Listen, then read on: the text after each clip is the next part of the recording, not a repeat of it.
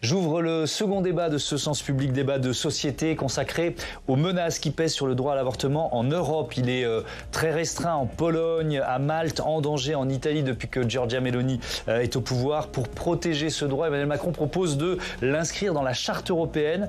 Est-ce possible? Et si oui, comment les anti-IVG également avancent leur pion? Avant d'en débattre, on fait le point sur ces menaces avec Audrey Peuthaz.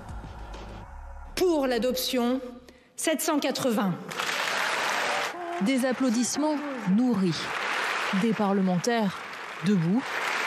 Ovation pour célébrer ce jour historique. Le 4 mars dernier, la France inscrit la liberté de recourir à l'IVG dans sa constitution. Une première mondiale, mais dans l'Union européenne, ce sont les Pays-Bas et la Suède qui arrivent en tête des pays les plus progressistes en la matière.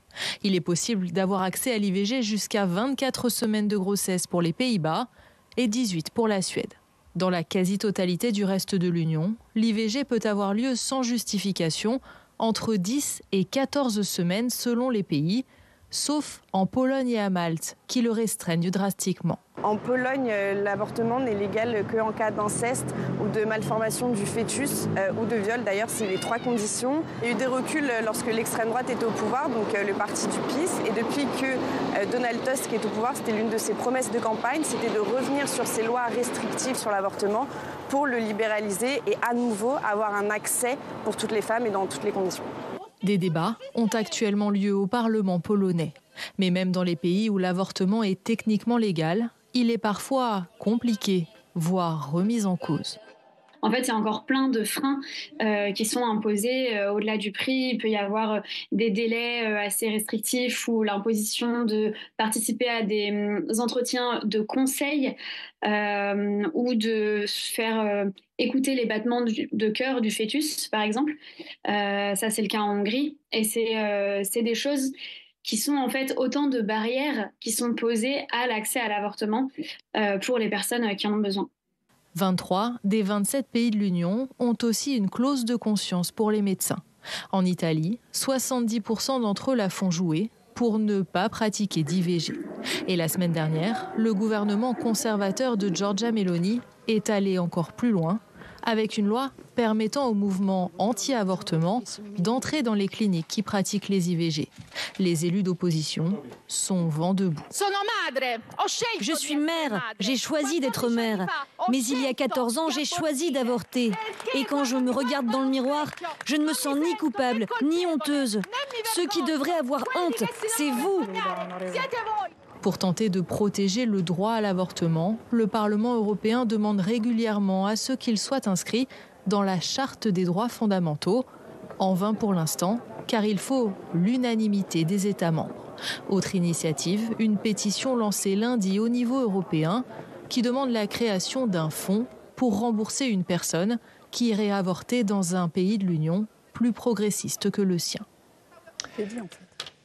Comment protéger le droit à l'avortement en Europe? On en débat avec Dominique Vérien. Bonsoir. Bonsoir. Bienvenue, vous êtes sénatrice Union centriste de Lyon, présidente de la délégation au Sénat aux droits des femmes, à l'égalité des chances entre les hommes et les femmes.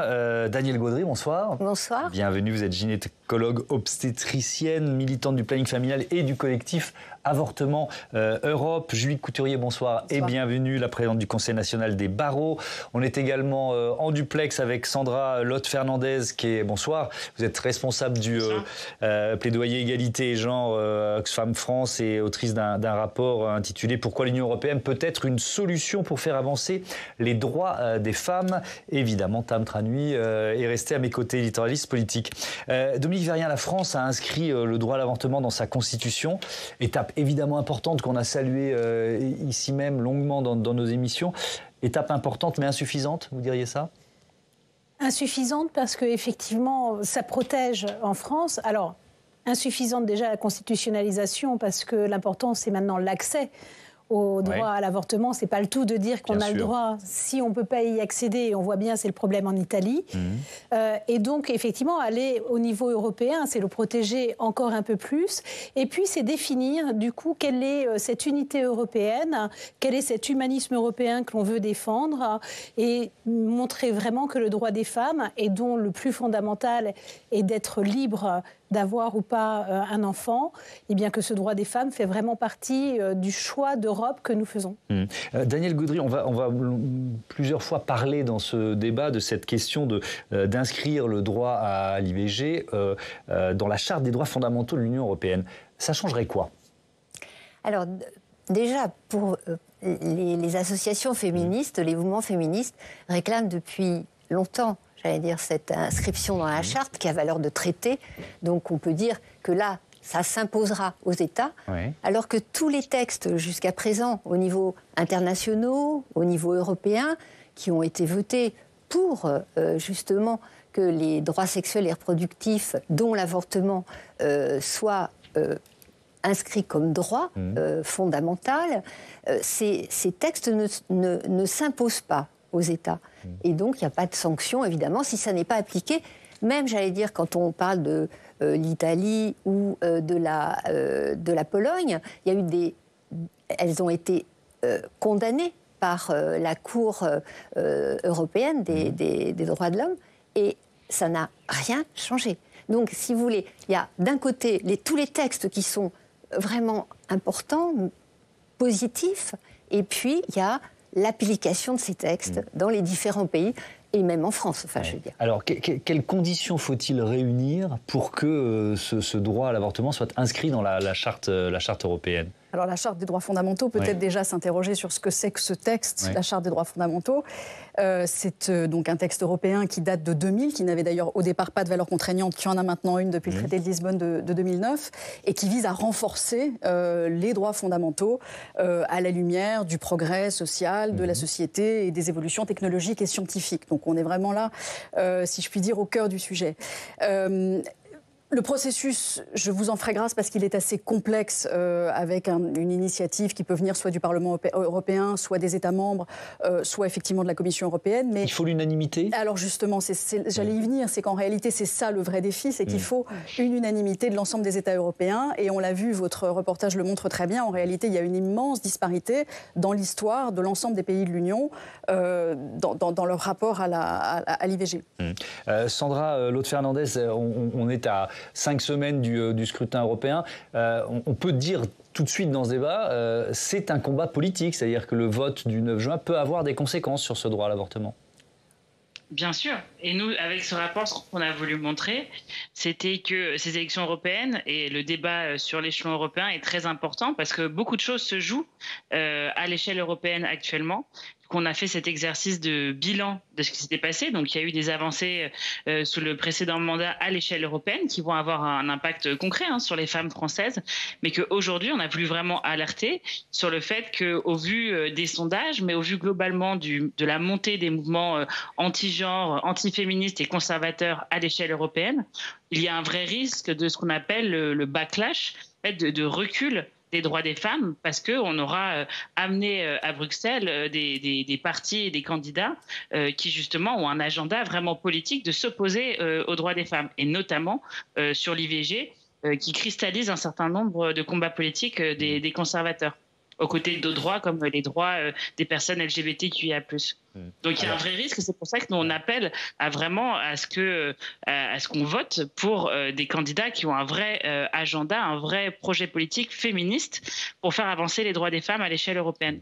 Alors notre débat il porte sur l'Europe, mais je voudrais quand même ouvrir une toute petite parenthèse qui concerne les États-Unis. Vous avez sans doute lu cette interview de Donald Trump, la une du magazine Time qui dit que ferait-il s'il était réélu, et moi on peut s'attendre à tout avec Donald Trump, mais quand même.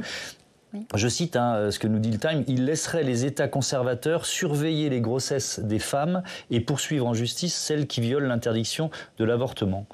Bon, on est dans ce qu'on disait quand on a eu le débat sur la constitutionnalisation, c'est-à-dire c'est un droit qu'on renforce en France. On va parler des conditions de l'accès, du manque de moyens tout à l'heure, mais il reste menacé, et il reste menacé parce qu'il y a des pays aussi emblématiques que les États-Unis qui peuvent faire ce qu'ils sont en train de faire aujourd'hui, vous diriez ça? Très clairement. Oui, je le crois vraiment.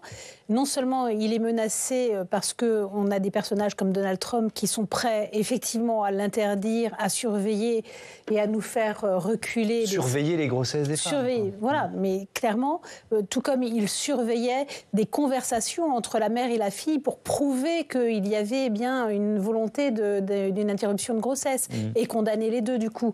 Donc oui, cette surveillance, c'est clair. Et il y a donc les États-Unis, mais on sait que la Russie n'est pas plus progressiste. On sait qu'il y a d'autres États qui sont dans cette mouvance. Et donc, c'est un vrai choix de société, effectivement, que nous allons faire au moment des élections européennes. Et on voit bien que tous les mouvements qui sont anti-choix sont largement financés, entre autres par les États-Unis, mais pas que, à l'échelle européenne, pour lutter et donc faire vraiment régresser le droit des femmes. Alors, on va justement parler de l'influence des mouvements anti-choix. Je vous propose un premier focus sur un des pays où l'avortement, en Europe, où l'avortement est menacé. C'est l'Italie, depuis l'élection de Giorgia Meloni. Écoutez le témoignage de cette étudiante. En France, ce droit est inscrit dans la Constitution, tandis qu'en Italie, nous avons 63% d'objecteurs de conscience, des gynécologues, mais aussi des anesthésistes et des personnels non médicaux qui sont contre l'avortement. Nous n'avons pas la liberté d'avorter.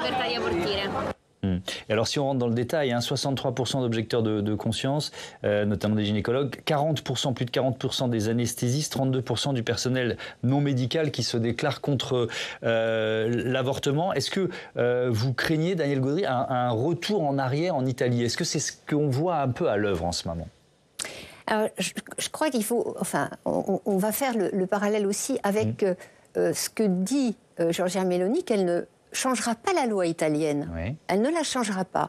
Et c'est ce qu'on a aussi en France, avec le RN qui dit on ne changera pas la loi. Mais on voit très bien que pour accéder à cette loi, il faut qu'il y ait du personnel médical, évidemment, des médecins, des anesthésistes, des infirmières, etc. Et on voit également qu'il faut qu'il y ait des centres qui pratiquent. Et en Italie, donc, depuis très longtemps, la clause de conscience, les médecins la déclarent. C'est pour ça qu'on a ces chiffres. Alors qu'en France, on n'a pas ces chiffres parce qu'il n'y a pas cette obligation de déclarer la clause de conscience. Donc, en Italie, on a ces chiffres. On sait que dans le Sud, mais c'est 80% des médecins qui... Dans le sud du pays. Dans le sud du pays. Et donc il y a clairement, pour des femmes italiennes du Sud, l'impossibilité d'avorter. Elles vont dans le Nord, et parfois, elles vont même en France, dans le Sud de la France. Donc, on voit bien ce que ça pose comme problème pour cet accès. La loi existe, effectivement, mais là... on a un empêchement clair pour les femmes. Par le manque de moyens, en fait. Une autre façon de lutter contre l'avortement, même si on ne touche pas à la loi. Absolument. Comme l'hypocrisie politique. Oui, allez-y. Quand même, là, le rajout, j'allais dire, de Giorgia Meloni sur les opposants peuvent rentrer dans les centres qui pratiquent les avortements. Alors, en France, on a connu dans les années 90. Mais effectivement, il y a eu la loi que nous appelons la loi Neyertz, qui fait qu'il y a absolument une interdiction aux opposants à l'avortement de rentrer dans les centres, et même là, l'extension, effectivement, à la désinformation sur le net. Tam, vous vouliez intervenir. Quelle était la situation avant l'arrivée de Giorgia Meloni en Italie concernant l'avortement ? Alors, la situation n'était pas bonne, j'allais dire. La clause de conscience existait déjà. Les médecins, si vous voulez faire carrière devaient, j'allais dire, déclarer leur clause de conscience. Comme ça, au moins, ils avaient un panorama, j'allais dire, plus large d'hôpitaux qui les acceptaient. Donc, ça n'était pas bon. Il y a eu un impact majeur quand même de son arrivée. Il y a ce dont on parlait, cette autorisation pour les anti-choix de venir faire leur propagande à l'intérieur des informations, employons le terme qu'on veut. ils se sentent soutenus. C'est-à-dire que quand on a un gouvernement qui n'est pas pour, du coup les mouvements agissent mais ne se sentent pas soutenus, peuvent même être contrés, alors que là ils sont totalement soutenus. Alors ça, je trouve que c'est vraiment un élément intéressant. Sandra Lotte-Fernandez, vous vouliez intervenir à la fois sur les déclarations de Donald Trump tout à l'heure, donc vous pourrez nous dire ce que vous aviez sur le cœur là-dessus, mais peut-être aussi justement sur le lien entre le pouvoir politique, qui est au pouvoir, et l'état d'esprit des anti-choix.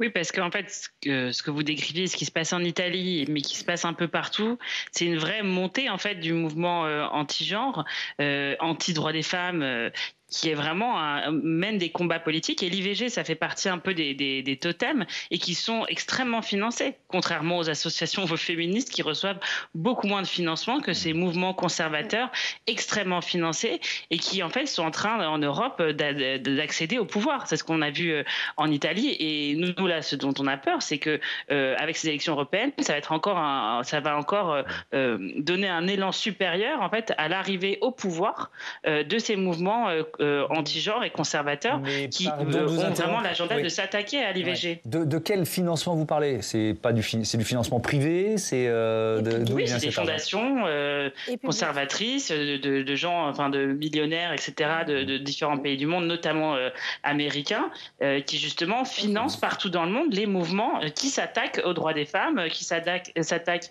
aux féministes, justement pour faire reculer les droits là où ils ont avancé. Financement privé et public. Je disais public, puisque on le sait, avec la Hongrie, avec la Pologne, des associations sont financées directement. Alors plus aujourd'hui en Pologne, je pense. Mais la Pologne et la Hongrie finançaient des associations anti-choix. Alors on peut prendre deux exemples de pays européens où le droit à l'avortement est vraiment limité.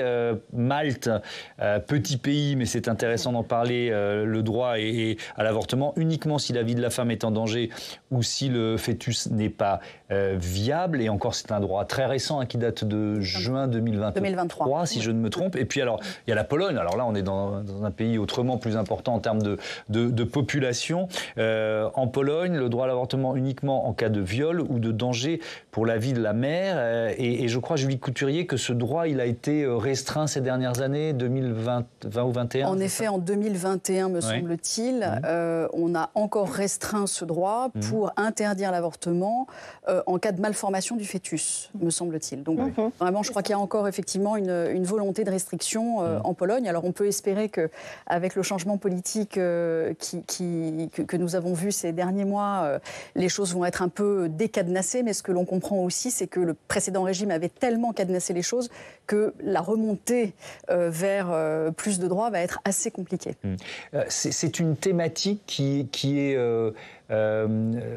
comment je peux dire ça, symbolique, c'est-à-dire dont s'emparent des pouvoirs nationalistes, populistes, ces listes-là, quand elles arrivent au pouvoir. Vous voyez ça? Oui, alors cela étant, moi je ne suis pas là, j'allais dire, dans un rôle politique. Vous êtes juriste, évidemment. Oui. Mais, donc simplement, mais oui, c'est évidemment un enjeu de progrès ou de régression. Nous, pour le coup, et ça c'est un propos de juriste, on est là pour privilégier et pour favoriser l'accroissement des droits. Voilà. Et c'est effectivement pour nous maintenant un droit fondamental. Et vous évoquiez les États-Unis. Oui.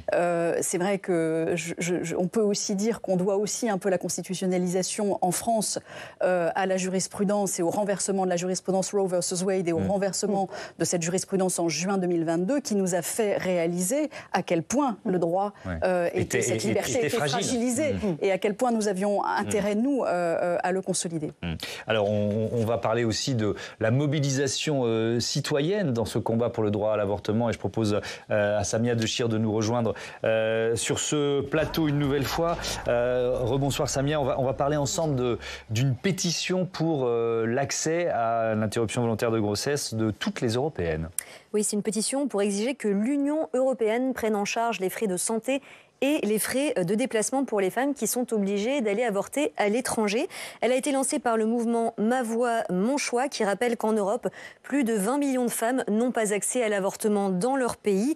Celles qui le doivent donc aller à l'étranger pour pouvoir avorter, mais cela coûte cher, d'où la demande de prise en charge de ces frais par l'Union européenne. Alors, on parle donc d'une pétition qui est lancée à l'échelle européenne, c'est ça? Oui, Thomas, c'est ce qu'on appelle une initiative citoyenne européenne. C'est un mécanisme qui existe pour permettre aux citoyens citoyens de l'Union européenne de lancer une pétition. Et s'ils arrivent à récolter 1 million de signatures en 6 mois, la Commission européenne se doit d'examiner les revendications portées par leur texte. Alors il y a quelques règles à respecter. L'initiative ne doit pas venir d'un seul citoyen, mais d'un groupe de citoyens issus d'au moins 7 pays différents de l'Union européenne. Et surtout, les signatures récoltées doivent l'être, là aussi, dans 7 pays différents de l'Union européenne, avec un nombre minimum de signatures dans chaque État. Ouais. Alors la pétition dont on parle aujourd'hui pour l'accès à l'IVG de toutes les européennes a donc été lancée non seulement en France, mais aussi en Pologne, en Slovénie, en Espagne, en Croatie, en Irlande et en Finlande. On en est où? Combien de signatures pour le moment? Alors la campagne, elle vient tout juste d'être lancée, Thomas, et ça démarre plutôt bien, puisque depuis le 24 avril, on est à près de 110 000 signatures récoltées en une semaine. Si le million de signatures est atteint, je le disais, ça obligerait la Commission européenne à examiner la proposition du mouvement Ma Voix, Mon Choix. Mais attention, la Commission n'a pas d'obligation d'accéder à leur demande pour autant. Elle peut estimer, après examen, qu'elle ne souhaite pas donner suite à la proposition, qui est, je le rappelle, la prise en charge des frais liés à l'avortement à l'étranger par l'Union européenne pour les femmes qui n'y ont pas accès dans leur pays. Merci beaucoup, Samia, pour toutes ces informations. Je reviens vers vous, Julie Couturier, sur est-ce qu'on peut faire le lien entre cette initiative citoyenne et ce qu'on disait en tout début de débat, c'est-à-dire inscrire le droit à l'avortement dans la Charte des droits européens? On est dans un mouvement commun, en quelque sorte. Oui, on est dans un mouvement convergent, et c'est vrai que je ne veux pas du tout, moi, avoir une vision pessimiste des choses, parce que c'est vrai que quand on nous dit sur le papier qu'il faut l'unanimité des États membres, on se dit qu'en effet, on a un gros défi devant nous. Mais j'ai quand même le sentiment, et Dominique Vérien le dira mieux que moi, la constitutionnalisation, c'était pas gagné. C'était loin d'être gagné. Et quand on voit finalement la façon dont ce mouvement a opéré, je pense que c'est aussi une question générationnelle. C'est-à-dire que je pense qu'on a aussi une jeunesse, et j'espère qu'on a une jeunesse européenne qui pousse en faveur de ça. Et puis il y a un soutien politique. Le Parlement européen a pris un certain nombre de résolutions qui certes ne sont pas contraignantes ces dernières années, mais pour proposer justement l'introduction dans la Charte des droits fondamentaux. Donc je crois qu'il y a quand même un mouvement, on peut l'espérer, qui pousse vraiment, c'est vraiment le sens de l'histoire. Oui, Dominique Vérien, il faut faire confiance aux jeunes, aux filles, aux petites filles des eurodéputés, comme ça s'est passé ici. Aux femmes et aux filles maltaises, je pense qu'on peut leur faire confiance, parce qu'effectivement, il faut avoir un fort soutien citoyen, et je pense que cette pétition peut justement aider à faire avancer aussi, à montrer qu'il y a un vrai mouvement citoyen qui le souhaite. Et après, s'il n'y a que 2 pays qui se trouvent retranchés au milieu des 27, c'est vrai que ça fait forcément réfléchir à savoir qui a envie d'être un gars ou pas, mais et d'être pour les femmes ou pas. Je pense que ça peut jouer. Sandra Lotz-Fernandez, est-ce qu'il y a de la part des anti-IVG une stratégie pour contrer cette initiative citoyenne? Sur cette initiative, je ne sais pas, mais il y a toujours, le mouvement anti-genre est toujours à l'œuvre pour essayer de stopper les féministes. Et pour revenir sur la question que vous veniez de poser, même la constitutionnalisation en France, elle a été quand même le fruit de mobilisation d'années de féministes. Et comme vous l'avez dit, c'était pas dû au départ, mais c'est vraiment grâce à cette mobilisation des féministes qu'on a réussi à avoir cette victoire historique. Donc il ne faut pas baisser les bras, et c'est pour ça que nous, on appelle vraiment à une mobilisation, notamment de la jeunesse, en faveur vraiment d'un mouvement féministe très fort. Daniel Gaudry, ça changerait quoi? Je reviens au fond, cette pétition, cette initiative citoyenne, ça permettrait... Il y a beaucoup de femmes aujourd'hui qui ne peuvent pas... C'est trivial, mais se payer le voyage pour aller avorter dans un autre pays, c'est de ça dont on parle. Et ne pas se payer l'intervention non plus. Oui, il n'y a pas que le voyage. Bien sûr. Puisque même, j'allais dire, en France, nous avons des femmes qui partent encore à l'étranger, que ce soit aux Pays-Bas ou en Espagne. Et le coût, comme elles ne sont plus dans le cadre de la loi française, donc ça ne peut pas être remboursé par, bien sûr, la sécurité sociale, puisque je vous rappelle que quand on est dans le cadre de la loi, les frais pour avorter sont pris en charge à 100% pour tout le monde. Je veux dire, hein, c'est pas que pour certaines femmes. Donc là, on se retrouve avec des femmes qui... polonaises, par exemple, qui voyagent, certaines dans d'autres pays où c'est autorisé, mais de façon très restreinte, avec des conditions très, très strictes. Bon, ben, si elles ne rentrent pas dans ces conditions, elles vont partir dans un autre pays. Donc, effectivement, ça serait parfait si ces femmes, déjà, n'avaient pas à voyager, bien entendu. Hein, ça, je veux dire, là-dessus, je pense que l'objectif, c'est que chaque femme puisse avorter dans son propre pays. Mais de façon intermédiaire, effectivement, peut-être que le fait que ces voyages soient, j'allais dire, autorisés et surtout pris en charge au niveau financier, va permettre et alléger un certain nombre de difficultés et ne pas pousser les femmes à des avortements clandestins. Parce que c'est ça le risque. Hein. Et je veux dire, des avortements clandestins non sécurisés, on en meurt. On en meurt en France encore ? Alors, en France, il y en a... non mais on va commencer à aborder la question des moyens et du manque de moyens. Nous n'avons bien sûr pas de chiffres sur les avortements clandestins, puisque ils sont clandestins. Oui. Il y en a d'abord, je pense, quand même très peu, et que la mortalité par avortement est extrêmement faible, exceptionnelle. Et dans le dernier rapport sur la mortalité dite maternelle, hein, qui comprend les IVG et jusqu'à 1 an après l'accouchement, on s'aperçoit que le nombre de complications sur IVG, c'est rien par rapport au nombre de morts et de complications pour les accouchements. Donc on ne va pas, je veux dire, là-dessus on est très clair, les avortements sécurisés sauvent des vies, alors que les avortements clandestins les achèvent. Alors, les moyens. Je vous propose un chiffre. C'est le planning familial qui nous donne ces chiffres depuis 15 ans.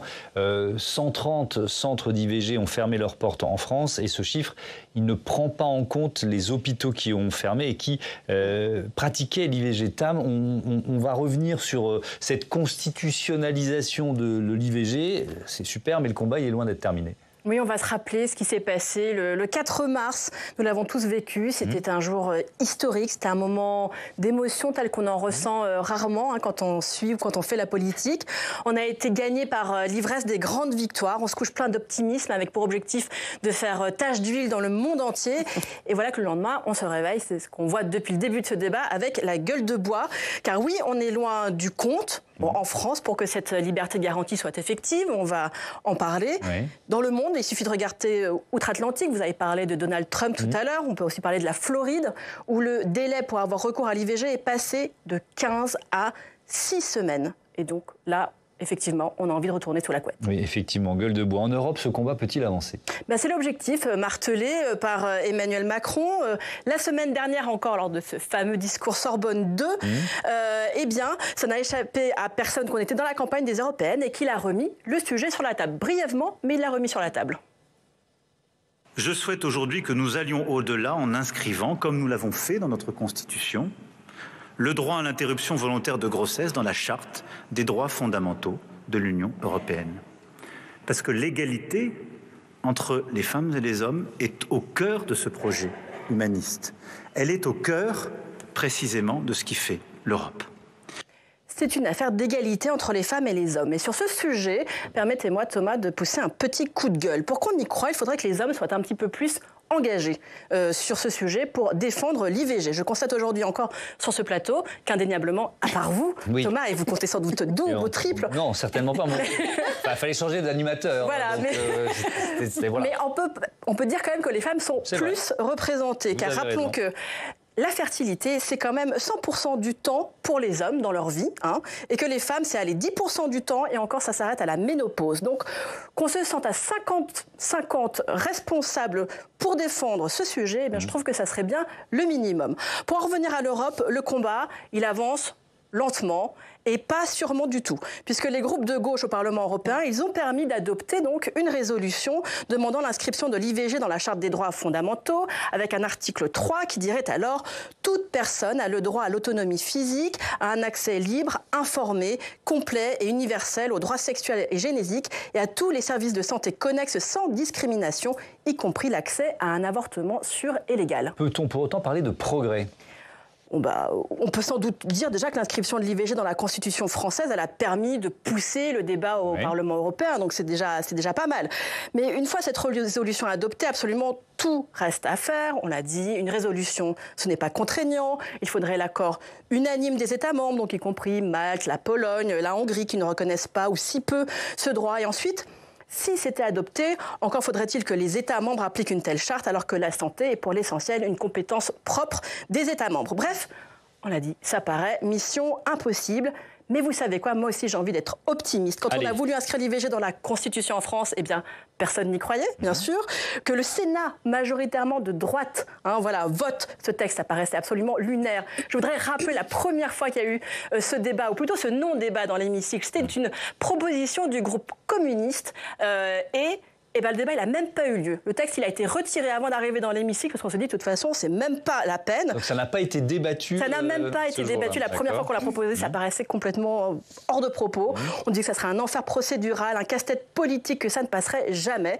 Et donc, ne jamais dire jamais, c'est le message que j'ai envie d'adresser aujourd'hui sur l'IVG. Merci, Tam. Vous vouliez intervenir, Julie Couturier, peut-être en réaction à ce que Tam vient de nous dire. Simplement pour dire que c'est en effet évidemment une question d'égalité entre les hommes et les femmes, mais c'est aussi tout simplement une question d'égalité entre les femmes européennes. Et c'est aussi pour ça que ce mécanisme, cette initiative citoyenne est intéressante avec ce mécanisme de financement. C'est que c'est un mécanisme de solidarité. Et ça, c'est très européen. Et c'est aussi pour ça que ça nous semble une initiative importante. Donc voilà, en tout cas sur les 109 000 voix, il y a la mienne, clairement. Le manque d'hommes, Dominique Verrien, qu'est-ce que vous en pensez de ça? Je voudrais déjà réagir en disant que moi aussi je voulais être optimiste, puisqu'on voit bien qu'en Pologne, s'il y a eu un changement de gouvernement, c'est entre autres à cause de ce sujet et de la mobilisation. Ce qui prouve que c'est Donald Tusk maintenant, qui est Premier ministre. Et ce qui prouve que voter sert à quelque chose, et notamment sur ces sujets, donc c'est effectivement très important. Sur le manque d'hommes, oui, nous pouvons effectivement le déplorer. Ça progresse, même nous, à la délégation aux droits des femmes, nous avons des hommes et des hommes engagés. Mais c'est vrai qu'on aurait besoin d'être à nos côtés. Et je me souviens, et c'était drôle parce que c'était au vœu du CNB, où j'avais rencontré des hommes qui ne voyaient pas bien l'intérêt et qui disaient, bon, nous, ça ne nous concerne pas. Et je leur ai répondu que eux, ça les concernait toute leur vie, parce que toute leur vie pouvaient être pères, alors que moi, au moins, à la ménopause, j'étais tranquille, ça ne me concernait vraiment plus. Et donc, je crois qu'effectivement, il y a un moment où si on pense que la parentalité, on veut qu'elle se fasse à deux, il faut que tous les droits reproductifs soient réfléchis par les hommes et par les femmes. Ouais, je vois sur mon écran de contrôle que Sandra Lotte-Fernandez veut prendre la parole. Sur cette question, peut-être, de l'implication masculine insuffisante ? Oui, sur cette question, bien sûr, le féminisme, c'est pas une affaire de femmes, c'est l'affaire de tous. Mais je voulais revenir aussi sur la question des votes, parce que dans notre rapport, nous avons donc analysé les mesures phares qui ont été discutées à l'échelle européenne sur les questions de droits des femmes. Et là, on a analysé en fait les positionnements des différents partis.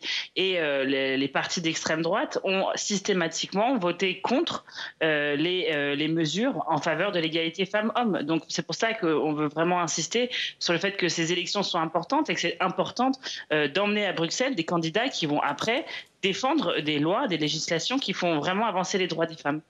Alors je voudrais qu'on ouvre un chapitre, on a commencé à l'évoquer tout à l'heure, mais c'est la question de la clause de conscience des médecins qui, en France, invoquent cette clause de conscience. Et je vous propose de voir un extrait d'un documentaire réalisé par Flora Sauvage pour Public Sénat, évidemment, documentaire intitulé « IVG, un accès en danger ». Regardez. Pour comprendre pourquoi certains médecins refusent de pratiquer des IVG, nous sommes allés voir le président du syndicat des gynécologues obstétriciens. À titre personnel, il invoque sa clause de conscience. Ainsi, même au plus haut niveau, il existe des résistances au droit à l'IVG. Ce n'est pas un geste anodin, c'est supprimer une vie. Petit à petit, c'est rentré comme étant un moyen d'assurer sa contraception. Un argument contre l'avortement qui n'est démontré par aucune étude. Le manque d'attrait pour l'IVG s'expliquerait aussi, selon le docteur de Rochambeau, par la situation de l'hôpital public. Car c'est un acte peu rentable. C'est pas un secret, les hôpitaux vont très mal. Ils mangent trop d'argent par rapport à ce qu'ils rapportent. Et c'est pas fini. Et donc, quand dans un établissement, dans la gestion d'un établissement, réaliser des interruptions de grossesse creuse le déficit, vous comprenez comprenez que les directeurs et tous les bons gestionnaires disent « est-ce qu'on ne peut pas faire autrement ?» La majorité du temps, c'est la dernière roue du carrosse. On fait ça quand on a fait tout le reste, avec le matériel qui reste, avec des échographes d'un autre âge, qu'on n'a pas encore mis au rebut, mais tiens, ils vont servir à faire les IVG. Alors évidemment, cet extrait du documentaire de Flora Sauvage, IVG, un accès en danger, fait réagir sur ce plateau. En intégralité, vous pourrez le voir ce vendredi 3 mai 16h30 ou en replay sur la plateforme publicsena.fr. Je commence avec vous, Daniel Gaudry. On pourra reprendre certains des arguments qui ont été donnés par Bertrand de Rochambeau, moyens de contraception, rentabilité, etc. Mais je voudrais comprendre, clause de conscience d'un côté, droit à l'IVG de l'autre. Comment on gère ça ? Alors, je pense qu'il ne faut pas mélanger, j'allais dire, ses propres convictions. Quand on est professionnel, on a une posture de professionnel. Ouais. Et on a en face de soi, ou à côté de soi, on a une personne qui, elle, gère sa vie. Ce n'est pas la nôtre. Et donc, très clairement, ce n'est pas aux professionnels de santé de faire les choix de vie pour quelqu'un d'autre. Donc, on doit écouter cette femme. Et je pense que dans certains pays comme la Suède, où il n'y a pas de clause de conscience, il n'y a pas que la Suède, il y a la Finlande et la Lituanie, je crois, ça me semble intéressant de savoir que quand on choisit une spécialité ou de pratiquer un acte, eh bien, on fait en totalité cette spécialité. Et non pas, on ne choisit pas ce qui nous intéresse. Pardon de vous interrompre, le fait que le président du syndicat national des gynécologues obstétriciens, alors il dit, c'est à titre personnel, il invoque cette clause de conscience, mais de quoi est-ce révélateur ? Vous le disiez tout à l'heure, il n'y a pas d'obligation de déclaration en France, donc vous n'allez pas pouvoir répondre à ma question, mais est-ce qu'on sait quelle part des médecins gynécologues français font jouer cette clause de conscience ? Alors j'allais dire, en France, on est étonné parce que la clause de conscience, elle est élastique, c'est-à-dire qu'il y a ceux très déterminés idéologiquement qui ne veulent faire aucune IVG. C'est très clair, et j'allais dire, on les connaît, ceux-là. Mais là, c'est légal. À partir du moment où, s'ils ne sont pas dans le service public, le service dans lequel ils sont organise tout de même la pratique des IVG. Ça ne doit pas entraver l'accès à l'avortement. Dans le privé, c'est autorisé de ne pas pratiquer d'IVG. Donc il y a ceux qui sont très clairement opposés à l'avortement. Bon. Et puis il y a ceux qui appliquent la loi de façon très élastique. Donc ils vont s'arrêter à 8 semaines, à 10 semaines de grossesse, enfin qui ne vont jamais appliquer la loi en totalité, qui vont dire aux femmes « Ah non, vous avez déjà avorté, alors moi je veux pas faire une deuxième IVG pour vous. Ah, mais réfléchissez, vous avez 35 ans quand même. Enfin, c'est l'horloge biologique, ça tourne. Donc réfléchissez bien. » Enfin, vous voyez, je veux dire, vraiment beaucoup d'arguments qui sont j'allais dire, une application de la clause de conscience indirectement, qui décourage les femmes. Donc, c'est compliqué, et en tout cas, nous réclamons que la clause de conscience spécifique soit retirée de la loi. Très clairement. Est-ce qu'il y a des procédures ? C'est-à-dire des médecins qui ont invoqué la clause de conscience, je rappelle que c'est légal, on a entendu tous vos arguments, et qui ont ensuite été attaqués parce que finalement, rien n'avait été mis en place pour que la femme qui était dans leur cabinet puisse effectivement avorter. Alors, je n'ai pas connaissance de jurisprudence sur ce terrain-là. Je voulais peut-être simplement préciser qu'il y a en réalité 2 clauses de conscience, puisqu'il y a une clause de conscience générale qu'ont tous les médecins en réalité pour tous les actes et qui se rattache en fait à la liberté de conscience, qui est vraiment un principe à valeur constitutionnelle. Donc, la clause de conscience n'est pas critiquable en soi. Elle existe de manière générale. Et puis, il y a cette clause de conscience spécifique en matière d'IVG. Mais ce qui semble effectivement peut-être compliqué à appréhender, c'est qu'il y a cette question de la clause de conscience et puis il y a les autres freins que Mme Gaudry connaît mieux que moi sur la pénurie des médicaments, la question des déserts médicaux, tous ces freins financiers, médicaux et autres qui font que l'effectivité du droit n'est pas véritablement assurée. Alors là-dessus justement, je vous propose une réaction, celle de la sénatrice Europe Écologie Les Verts, Mélanie Vogel. C'était juste après la victoire sur la constitutionnalisation de l'avortement. Elle rappelle justement cette question, manque de moyens, manque d'argent. Nous déposons tous les ans des amendements pour mieux financer l'accès à l'IVG en France. Tous les ans, la droite vote contre. Ils nous ont fait pendant 6 mois les violons sur c'est très très important l'accès à l'IVG. C'est tellement important que vous voyez à cause de ça on pourrait ne pas voter votre texte. Donc maintenant qu'ils se sentent en veille de cette passion pour l'accès à l'IVG, j'espère qu'ils voteront tous nos amendements au prochain budget pour améliorer concrètement l'accès à l'IVG en France. Je rappelle qu'il y a 20% des femmes qui doivent changer de département pour accéder à l'IVG et ça c'est de l'argent, donc on attend qu'ils soient en cohérence avec leur propre position de ces mois-ci. Dominique Vérien, c'est au-delà des querelles politiques que rappelait Mélanie Vogel, mais la question des déserts médicaux. Il y a des déserts médicaux en France. L'hôpital public ne va pas bien. On y a consacré plusieurs débats. Est-ce que c'est encore pire pour l'accès à l'avortement ? Je pense qu'effectivement, c'est encore pire pour l'accès à l'avortement. Alors, heureusement, il y a quand même un bon maillage des sages-femmes. Maintenant, il faut que les sages-femmes s'emparent de l'ensemble des droits qu'on leur a aujourd'hui octroyés pour pouvoir permettre aux femmes d'avorter. Mais justement, Flora Sauvage est aussi venue dans l'Yonne. Et dans l'Yonne, on se rend compte que, en gros, passé 10 semaines, il faut aller à Auxerre. Il n'y a que l'hôpital d'Auxerre qui va les prendre en charge, alors qu'il y a d'autres hôpitaux autour. Et donc, effectivement, et certaines femmes de départements voisins vont venir, surtout là, quand on est à 14 semaines, vont venir plutôt à Auxerre, parce que c'est le seul endroit où on le fait sur l'intégralité de la période. Donc, il y a effectivement des espèces de censures qui ne sont pas vraiment des clauses de conscience, mais qui font que, non, nous, sages-femmes, on s'arrête à l'IVG médicamenteuse. Nous, hôpital, on ne va pas au-delà de 10 ou 12 semaines. Et puis, un seul hôpital qui, finalement, va faire le tour et qui dit, justement, et alors là, c'est très intéressant, parce que, justement, pour rentrer dans son service, il faut accepter de participer à tout au niveau du service. Par contre, personne n'est spécialisé spécifiquement sur l'IVG, pas plus que sur tel accouchement, etc. Tout le monde fait de tout, et donc tout le monde doit s'engager, quand il rentre dans le service, à aussi participer aux IVG qui se présenteront. C'est une autre façon, c'est une façon de le faire et de le voir, et qui m'a semblé... Daniel Gaudry, dans les arguments du président du syndicat national des gynécologues, il y avait l'argument de la rentabilité. Qu'est-ce qu'on peut dire là-dessus ? Dans ces cas-là, on ne prend pas les gens au-delà de 80 ans, si on veut être rentable. C'est absurde. Vous vous rendez compte, c'est fou. Ok. Non, mais très bien. C'est ça. Mais ça veut dire quoi ? La rentabilité sur la santé d'une femme. La rentabilité sur c'est quand même le président du syndicat des gynécologues qui dit ça. Daniel Gaudry. Effectivement, pendant longtemps, il a été réclamé que la tarification de l'IVG soit revue et soit augmentée. Parce qu'il y avait un décalage important, alors que c'est le même geste entre la tarification de la gestion des fausses couches spontanées et la tarification de l'IVG.